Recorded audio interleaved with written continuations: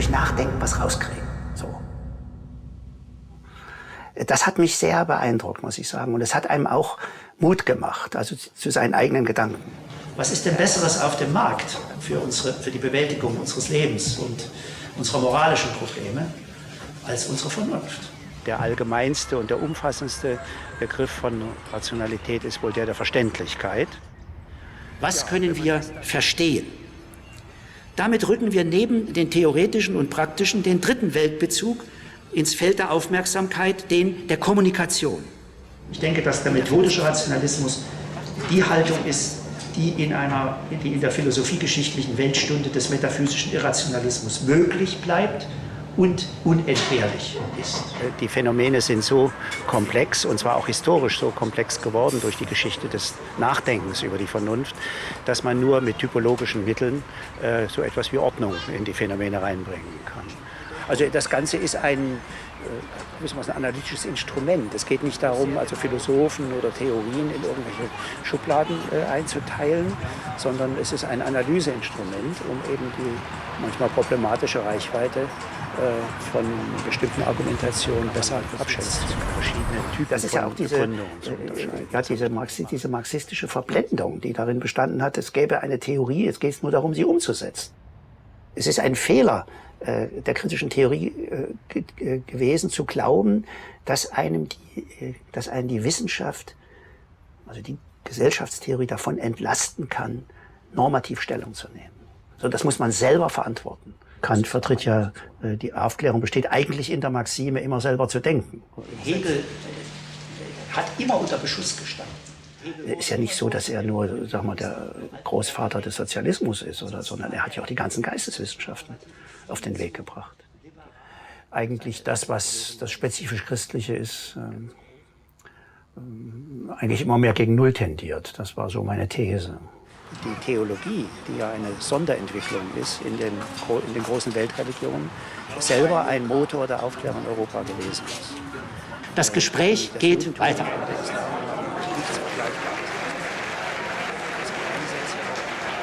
Gott hat keinen Grund, neugierig zu sein.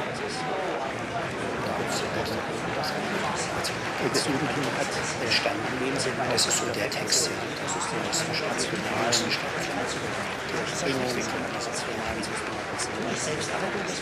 auch an der Universität zu lehren, an der Hegel ganz lange gelehrt hat, auch wenn man kein Hegelianer ist, ist das auch sehr herausfordernd.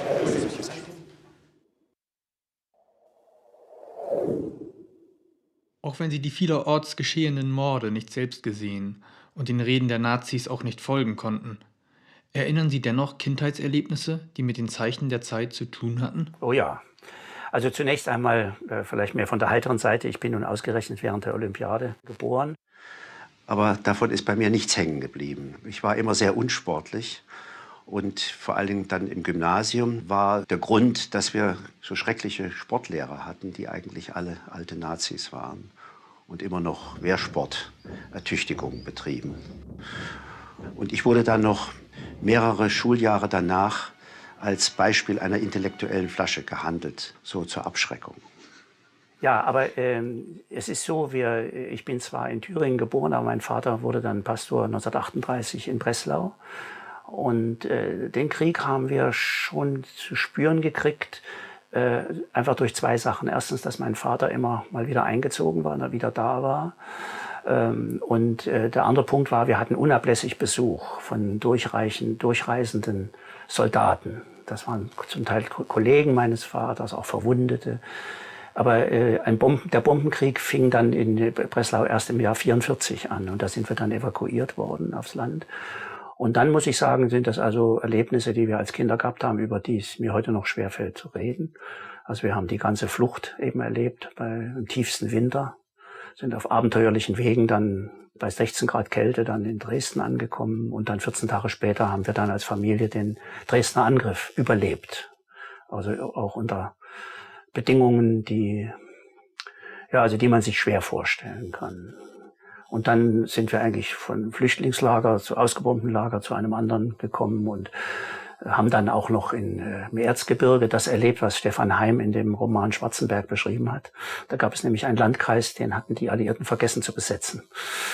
Also weder die Amerikaner noch die Russen haben den besetzt. Und da bildete sich so ein kleines Staatswesen, aber in dem die Menschen wirklich fast verhungert sind. Also das sind alles so Dinge, die doch in mir sehr haften geblieben sind. Oder auch hämische Bemerkungen von den Eingeborenen, so, ihr Flüchtlinge könnt jetzt alle verrecken und so. Also das war schon hart. Und dann sind wir dann nach Leipzig gekommen, 1945, und dort haben wir wirklich schlimme Hungerjahre erlebt. Und trotzdem haben diese Jahre in Leipzig haben mich doch sehr geprägt. Und ich habe sie eigentlich als Kind nicht als unglücklich erlebt. Das war alles sehr anregend. Das war doch noch eine funktionierende Großstadt, so mit erstem Opernbesuch und vielleicht mit der Aussicht, vielleicht Thomaner zu werden. Also das war alles schon sehr, sehr anregend. Und bei mir ist es auch so hängen geblieben, dass Leute behaupten, ich hätte immer noch einen sächsischen Sprachton drin. Und wenn ich Sächsisches höre, dann ist es immer so ein bisschen Heimatton. Also so kann ich schon sagen, dass wir den Krieg erlebt haben. Und mein Vater ist ja dann noch gefallen am Ende des Krieges, im April 45 in Jugoslawien. Und wir haben dann 2 Jahre auf ihn gewartet. Und dann 47 haben wir dann die Gewissheit gehabt, dass er nicht wiederkommt. Also das sind so meine Kriegserinnerungen. Und ich habe immer gefunden, dass diese Erinnerungen so sind, dass ich im Rückblick eigentlich sagen muss, der Hitler hat uns die Kindheit genommen. Wir haben einfach viel zu früh erwachsen sein müssen. Wir haben eigentlich so etwas wie eine sorglose Kindheit nur in Ansätzen gehabt. Sagten Sie, Ihr Vater war Pastor? Pastor, ja. Und warum ist er dann in Jugoslawien Er war einfach gefallen? eingezogen. Erst war er schon in dem sogenannten Polenfeldzug dabei. Dann 2 Jahre war er dann freigestellt, aber nicht, weil er Französisch konnte, musste er dann als Dolmetscher arbeiten in einem Kriegsgefangenenlager für französische Offiziere. Und dann eben im Frühjahr 44 wurden ja alle eingezogen, die überhaupt noch laufen konnten. Und da war mein Vater auch schon über 40. Und dann ist er eben in Jugoslawien gelandet. Und dort auf dem Rückzug ist er eigentlich, also völlig unnötigerweise, weil auch gar nicht mehr gekämpft wurde, ist er dann doch gefallen.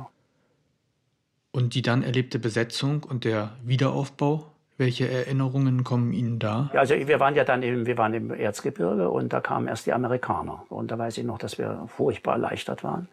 Und dann haben die Amerikaner sich ja im Tausch gegen die Berliner Westsektoren aus Thüringen und Erzgebirge zurückgezogen und dann kamen die Russen. Das war für uns nicht so eine große Umstellung, also das war nicht so wesentlich. Und dann sind wir auf sehr großen Umwegen, zum Teil schwarz über die Grenze, dann doch in den Westen gekommen, 49, weil meine Mutter, die musste ja wieder arbeiten. Wir sind ja 4 Kinder gewesen, oder sind noch 4 Kinder, 4 Geschwister. Und dann hat meine Mutter das Angebot bekommen, in der Pfalz, also in der französischen Zone, ein Kinderheim aufzubauen und zu leiten. Und das war dann, eigentlich, da war ich dann 13, das war dann zum ersten Mal das Erlebnis, dass es genug zu essen gibt, dass man keine Angst haben musste. Ja, aber es war zugleich natürlich ganz ländlich. Und auch damals war die Südpfalz noch sehr zurückgeblieben, litt noch sehr an Kriegsfolgen. Der Holocaust. Es heißt, der Schock darüber habe so tief gesessen, dass er zum Schweigen Anlass gab. Gleichzeitig war der Wiederaufbau allgegenwärtig, sodass die geschichtliche Aufarbeitung schwer möglich war. Wie haben Sie persönlich vom Holocaust erfahren? Ja, das ging schon ziemlich früh los. Also das war dann doch schon in der Schule in den 50er Jahren. Ich habe 55 Abitur gemacht, dann sprach sich das doch herum. Es kamen dann auch die ersten Taschenbücher, wo man Einzelheiten nachlesen konnte. Aber es war einfach so, dass vieles einfach tabu war und es kam halt immer so heraus, ja, wir waren doch im Krieg und vor allem die Wehrmacht war sauber und das war eben die SS und so weiter. Aber man darf eben auch nicht vergessen, das sind auch Dinge, die eben in der Familiengeschichte dann auch erzählt wurden, dass man das auch nicht wissen durfte. Nicht? Also wenn Soldaten nach Hause in den Urlaub kamen und haben irgendwas erzählt, was im Osten passiert war mit der Liquidierung von Juden und so. Da waren die selber an Leib und Leben bedroht. Die sind selber ins KZ gekommen, wenn sie das verbreitet haben. Dadurch war auch der Informationsstand noch sehr gering darüber. Nicht? Und ja, aber ich habe diese ganze Zeit so erlebt, dass dass man eigentlich erst mal so mit dem Aufbau beschäftigt war, also wieder Fuß zu fassen. Und eigentlich der ganze Schock, also über das ganze Ausmaß dessen, was passiert ist, das fiel dann erst mal so in meine Studentenzeit, wo das dann so bei mir durchgetickert ist, was da eigentlich los gewesen ist. Für mich ist es eigentlich immer noch so, dass ich mich eigentlich immer noch verpflichtet fühle, mich immer noch damit zu befassen. Also wenn irgendwelche Filme kommen, also die Wehrmachtsausstellung, die habe ich mir nicht ansehen können, das schaffe ich nicht. Aber einfach mal, sagen wir so, Filme über die SS oder wie das alles gewesen ist und wie das gekommen ist, da habe ich immer noch das Gefühl, ich müsste mich damit befassen. Ne? Es gab ja mal diese umstrittene Äußerung von Martin Walser, also die deutsche Schande und man müsse nicht immer hingucken. Und in dieser Paulskirchenrede, also ich muss sagen, ich habe da in einem gewissen Sinne Verständnis. Also die Leute, die wirklich hingeguckt haben, für die ist es dann irgendwo mal nicht mehr erträglich, noch hinzugucken. Wenn man natürlich das, was Walser gesagt hat, so versteht, dass damit gesagt wird, also wir brauchen uns nicht mehr damit zu befassen, ne? Dann ist es, glaube ich, auch eine Entstellung dessen, was er damals gesagt hat. Aber für die, also gerade für meine Generation, und da würde ich sagen, wir sind die Generation, die wirklich hingeguckt hat, wird es eigentlich fast immer schwerer, je älter man wird, sich überhaupt das klar zu machen, so wie Walser damals gesagt hat, die deutsche Schande. Und die Leute, die auf ihm rumgehackt haben, das sind dann doch dieselben Leute, die bei der Wiedervereinigung gesagt haben, nie wieder Deutschland. Also ich merke einfach sozusagen also ich nehme das mal auch mit ins Grab, muss ich sagen, dieser Kummer oder diese Empörung über das, was so im deutschen Namen passiert ist. Und dann merke ich eben, dass ich doch ein Patriot bin, also dass ich eben doch mit Deutschland identifiziert bin. Wenn man nicht mit Deutschland identifiziert ist, dann kann man ja immer wieder, macht einem das ja nichts aus. Ja. Also ich glaube, das ist so. Und die Erinnerung an diese Dinge ist, ich glaube, die ist nicht gefährdet. Also das halte ich nicht für richtig. Meine Töchter, um das nur mal zu sagen, meine Töchter, die haben mal gesagt, wenn man mal 2 Filme über Auschwitz gesehen hat, dann ist man abgestumpft. Also die Lehrergeneration nach unserer, die haben vielleicht in manchen Fällen auch zu viel gemacht, zu viel getan. Und das kann auch dazu führen, dass man dann sozusagen eine Abwehr entwickelt und sagt, was haben wir noch damit zu tun? Ist, glaube ich, sehr schwer, so den richtigen Mittelweg zu finden zwischen einer Kultur der Erinnerung und auch der Befreiung der jungen Generation, immer von diesem unterirdischen Vorwurf, ihr seid eigentlich alle Faschistenkinder. Aber was ich immer wieder merke, ist, vor allem im Zusammenhang mit ausländischen Freunden, auch mit den Amerikanern, meine Geschwister sind nun inzwischen Amerikaner, was einen stutzig macht und was einen vielleicht auch ein bisschen neidisch macht, das ist wenn es sowas gibt wie ein ungebrochenes Nationalgefühl oder vielleicht so etwas wie Nationalstolz. Und das können wir nicht haben. Und da gebe ich zu, dass man das vielleicht auch ganz gerne hätte. Aber es ist nicht drin. Und ich weiß nicht, wie es bei den Jungen ist. Die empfinden das sicher inzwischen ganz anders. Gut, aber Ihre Mitverantwortung hat Sie jetzt nicht so weit getrieben, dass Sie Politiker geworden sind. Da muss ich nur sagen, also dazu habe ich auch keine Begabung. Und es ist vielleicht auch gut, dass ich nicht geworden bin. Ich habe so ein bisschen in der Universitätspolitik Erfahrungen gesammelt, aber ich bin schon deswegen nicht zum Politiker geeignet, weil ich kein Babyface beziehungsweise kein Pokerface habe. Also man sieht mir immer alles im Gesicht an und deswegen bin ich auch für die Politik nicht geeignet. Noch ein Thema zu Ihrer Jugend, die Schule. Haben Ihre Lehrer noch einen Stock gehabt und preußische Disziplin? Also in der Volksschule, wie das damals hieß, bei meinem älteren Bruder, der 2 Jahre älter war, da gab es noch einen Rohrstock. Ich habe ihn nicht mehr erlebt. Ansonsten habe ich meine Schule gehasst, muss ich sagen. Also vor allen Dingen eben das Gymnasium, die letzten 3 Jahre. Das war sehr, sehr unerfreulich, muss ich sagen. Also natürlich gab es einzelne Ausnahmen, aber man wurde im Grunde nicht gefördert. Also das war nicht der Sinn des Gymnasiums, sondern der Sinn des Gymnasiums war Auslese. Und was haben Sie dann in Ihrer Jugend, wenn Sie dieser Anstalt flüchten konnten, am liebsten gemacht? Naja, Musik habe ich gemacht und sehr viel komponiert und unendlich viel gelesen und Schularbeiten immer nur im Zug gemacht. Ich war ja ein Fahrschüler und dann meistens keine gemacht. Also ich bin immer noch ganz erstaunt, dass mein Abitur noch so ganz gut rausgekommen ist. Jo, und mit 19 waren Sie schon Student. Na, das war damals üblich, nicht? Also das war gar nichts Besonderes. Studiert haben Sie dann Philosophie, Soziologie, Geschichte und Germanistik. Wie darf man sich das heute vorstellen? Naja, ich hab ja ganz anders angefangen. Ich habe angefangen mit Deutsch und Geschichte. Was wollte ich werden? Also man darf ja nicht vergessen, damals 1955 waren nur 6% eines Jahrgangs kamen überhaupt zum Abitur. Und wenn man dann dabei war, dann konnte man eigentlich ziemlich sicher sein, wenn man keine silbernen Löffel klaut, dass man mit 65 irgendwo im öffentlichen Dienst pensioniert wird. Und was da nahe lag, war, dass man irgendwie ins Gymnasium als Lehrer ging. Also ich wusste eigentlich gar nicht so richtig, was ich wollte. Naturwissenschaften kamen nicht in Frage.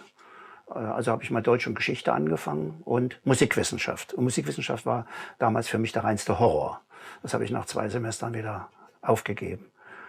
Und dann mit Philosophie hatte ich überhaupt nichts im Sinn, denn Philosophie war in dem naturwissenschaftlichen Gymnasium, in dem ich war, immer das Synonym für Geschwafel.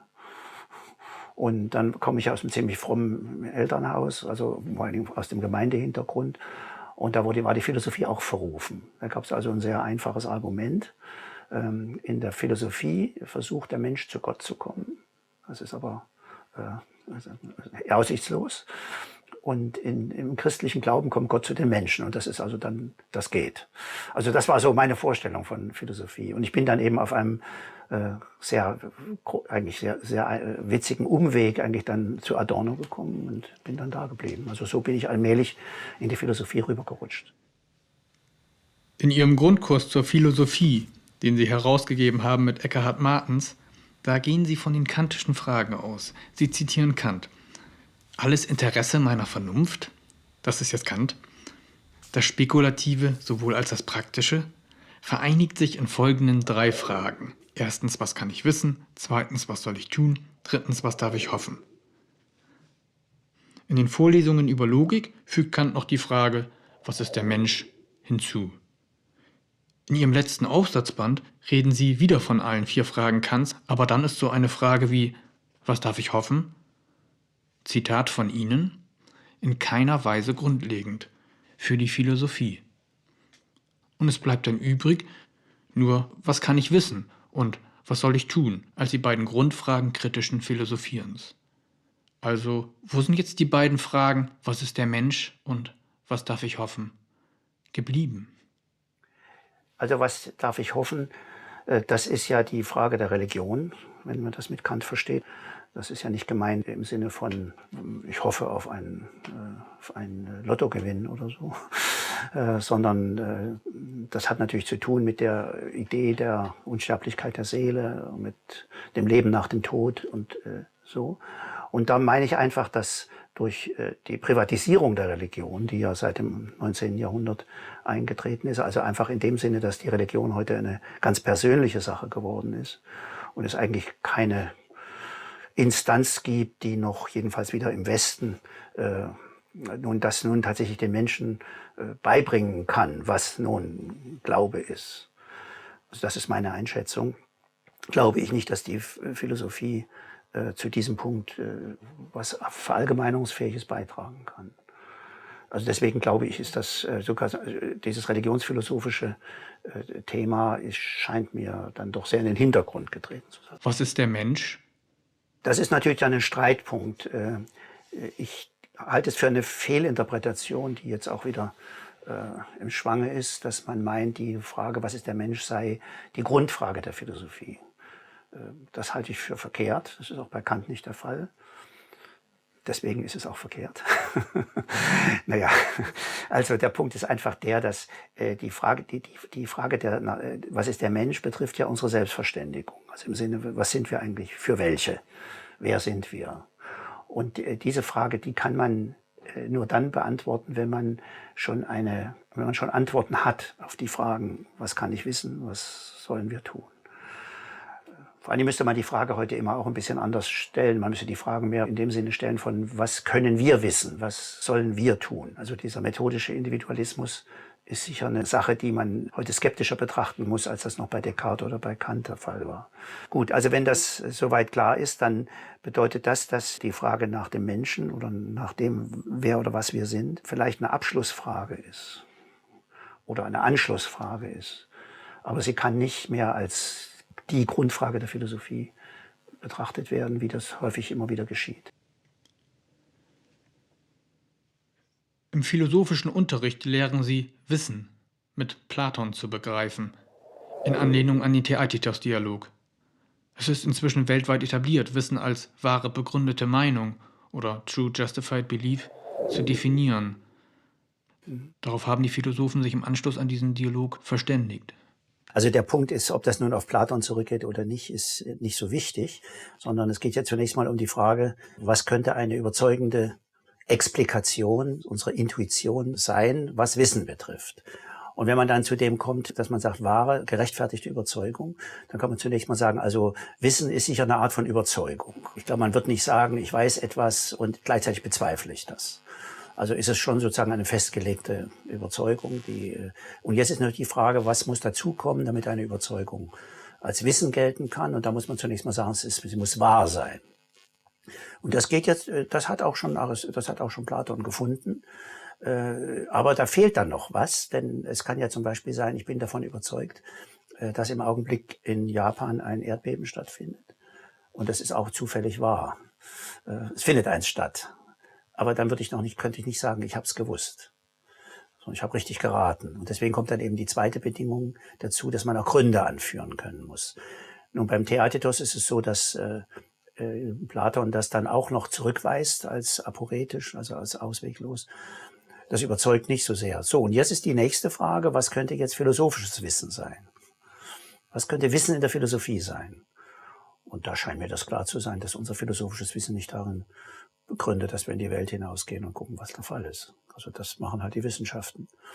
Sondern philosophisches Wissen ist eben Nachdenklichkeitswissen. Ist gewissermaßen Wissen aus zweiter Hand. Ist Wissen, das aus der Beschäftigung mit Gewusstem, mit der kritischen Beschäftigung mit schon Gewusstem resultiert. Und dann ist natürlich die Frage, also gibt es philosophische Wahrheiten? Da kann man vielleicht auch skeptisch sein und sagen, das ist so eine Idee, so ein Ziel, was man vielleicht anstrebt. Aber dass es in der Philosophie auf die Argumente ankommt, das möchte ich allerdings wirklich nachdrücklich betonen. Und deswegen meine ich, philosophisches Wissen muss gerechtfertigtes Wissen sein. Also in dem Sinne, dass jemand einen vernünftigen Grund hat, anzunehmen, dass etwas so und so ist. Mir war nur wichtig, dass man, wenn man schon auf Platon zugeht, dass man dann bei Platon nicht immer nur den Theoriediktator sieht oder mit Popper, so den angeblichen Erfinder des Totalitarismus, sondern dass es bei ihm auch eine politisch-kritische Funktion hat, auf die Anamnesislehre und auf die Ideenlehre zuzugehen. Die Anamnesis, die Platon immer wieder gebraucht. Und Wittgenstein. Die Arbeit des Philosophen ist ein Zusammentragen von Erinnerungen. Kennzeichnet dies beides die Rolle, die sie dem philosophischen Wissen zuweisen? Also natürlich Anamnesis im Sinne von Wiedererinnerung. Das ist ein Motiv, das sich bei Wittgenstein wiederfindet, aber natürlich ganz anders als bei Platon. Platon meint ja, dass eigentlich all unser Wissen aus Wiedererinnerung besteht. Also wir haben im Grunde schon immer alles gewusst und wir brauchen uns nur bei bestimmten Anlässen daran wieder zu erinnern. Das hängt mit seiner Seelenlehre zusammen, mit der Vorstellung, dass unsere Seele in der Präexistenz die Ideen geschaut hat.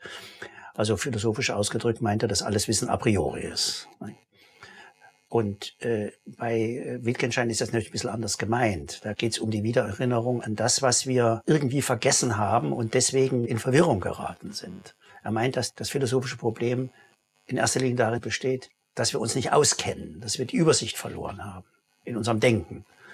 Und meint er, dass es genügt, dass wir uns einfach nur mal systematisch an das erinnern, was wir eigentlich schon mal gewusst haben oder verstanden haben, um aus dieser Konfusion herauszukommen. Was erstens mal Wittgenstein ausschließen wollte, ist, dass man anfängt, nach Ursachen zu suchen. Also, dass man gewissermaßen die explanatorische Wissenschaft nachahmt in der Philosophie.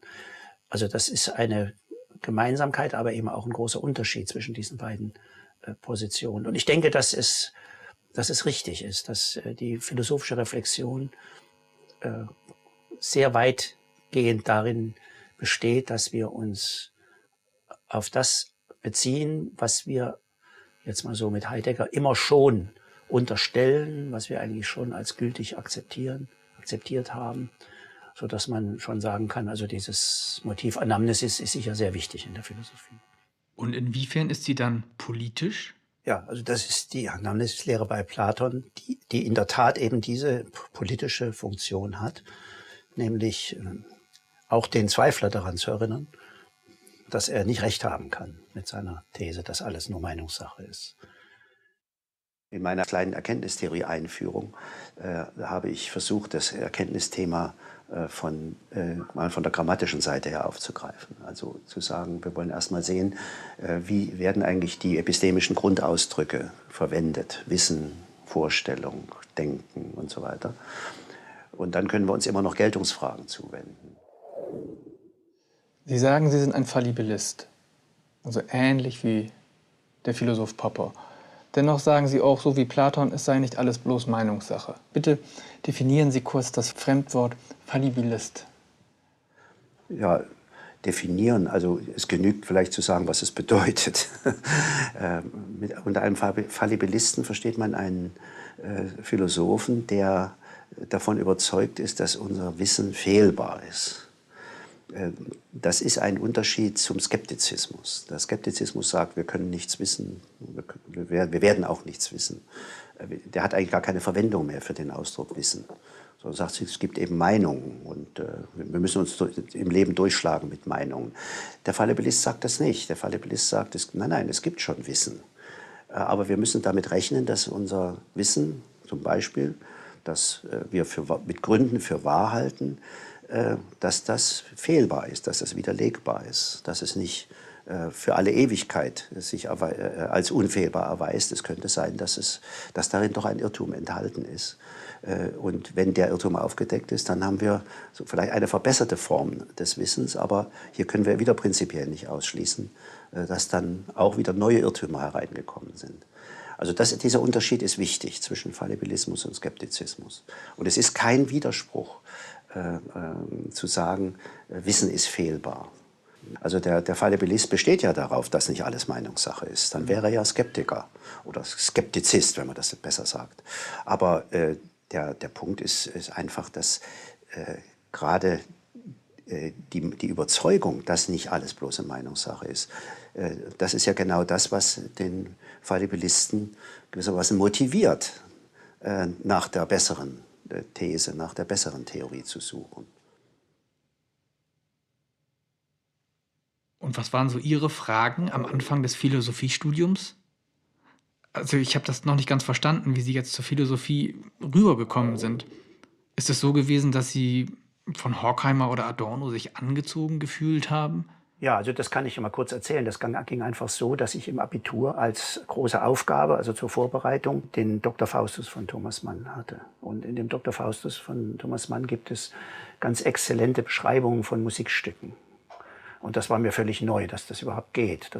Ich kannte Musik immer nur so, dass man sie fühlt und spielt oder spielt und fühlt. Aber dass man auch über Musik vernünftig reden kann, dass man das kommentieren kann, dass einem das auch Stücke aufschließt, das war mir noch nie vorgekommen. Und das war für mich ein großes Erlebnis. Und dann habe ich noch gelesen, die Entstehung des Dr. Faustus, das hat ja Thomas Mann hinterhergeschoben. Und da kam immer einer vor namens Adorno, der nun diese Kommentare immer so beigesteuert hat. Übrigens auch diese fiktive Komposition von diesem Leverkühn. Und dann fand ich eben in meinem 3. Semester im Vorlesungsverzeichnis in Frankfurt den Namen Adorno. Und da bin ich mal hingegangen. Und ich hatte ihn vorher schon mal gehört im Radio mit einem Interview über Alban Berg. Und nach dieser Stimme dachte ich, na, das wird so ein wohlsituierter Herr mit grauen Haaren sein und so. Und dann war das völlig anders. Ein kleiner, runder Herr mit Glatze, großen Augen und einer Uhrenkette. Ja, und der fing dann an zu sprechen, aber in diesem unglaublich wohlklingenden Organ über Probleme der Moralphilosophie. Und da habe ich erstmal überhaupt nichts verstanden, so ein halbes Semester. Und allmählich konnte ich mich so da reinfinden. Aber ich habe da keine philosophischen Fragen gehabt, sondern es war, also was mich eigentlich zur Philosophie gebracht hat, das war erstmal sowas wie intellektuelle Selbsterfahrung. Also überhaupt die Erfahrung, dass man sowas denken kann, dass man das verstehen kann, was einem erstmal völlig fremd war. Das war der eine Punkt. Und dann der andere Punkt war natürlich immer auch eine unterirdische Auseinandersetzung mit der Theologie. Also im Grunde muss ich sagen, war der Weg in die Philosophie für mich sowas wie ja, ein auf die eigenen Füße kommen. So eine Art großes Wort, Emanzipationserfahrung. Aber immer im Sinne so dieses, und deswegen bin ich auch Adorno so unheimlich dankbar, dass er einem das vermittelt hat. So diese Fähigkeit, du kannst das verstehen, du kannst das denken, du kannst auch selber weiterdenken. Und das ist es dann gewesen, also erst einmal. Und dann musste man natürlich erstmal sehr viel lernen. Dann habe ich also Kant-Vorlesungen gehört und dieses und jenes und Adornos freie Reflexion, die man heute nachlesen kann. Dann war ich ja bei ihm auch Hilfsassistent. Dann haben wir immer die Tonbandgeräte geschleppt, von denen heute die Bücher alle abgeschrieben sind. Und die Arbeit bei ihm? Also er war der beste und freundlichste Chef, den man sich vorstellen kann. Er kam und sagte, Kinder, ich habe einen Wunsch. Und was er von uns wollte, waren einerseits die Lektüre und der Entwurf von Gutachten für die vielen Staatsexamensarbeiten. Das war für ihn eine echte Last. Es gab damals noch das Philosophikum. Darüber hat er ja auch geschrieben, in diesem Essay über den Lehrerberuf. Und das andere war, dass er schrieb ja unablässig an irgendwas. Und da wollte er gerne immer, dass wir ihm die Zitate raussuchen. Also hat er irgendwo was gelesen. Kam er an und sagte, Kinder, ich habe einen Wunsch. Marx hat irgendwo geschrieben, die Hegelsche Philosophie sei eine barocke Felsenlandschaft. Und naja, also wo steht das? So, dann haben wir uns auf die Suche gemacht und haben es auch bald gefunden. Und das ist ein Brief von Marx an seinen Vater, wo er schreibt, die Hegelsche Philosophie ist eine groteske Felsenmelodie. Und bei Adorno hat er sich das festgesetzt als barocke Felsenlandschaft. Und er hat aber in dem Text schon einiges über Barock geschrieben, also dass die Hegel barock sei. Also das konnte dann auch passieren. Wer nichts behauptet und nichts vertritt, der kann auch nicht irren und ist immer fein raus. Etwas zu behaupten und zu vertreten ist hingegen immer mit dem Risiko des Irrtums verknüpft. Aber das ist doch kein Grund, nichts zu behaupten und zu vertreten.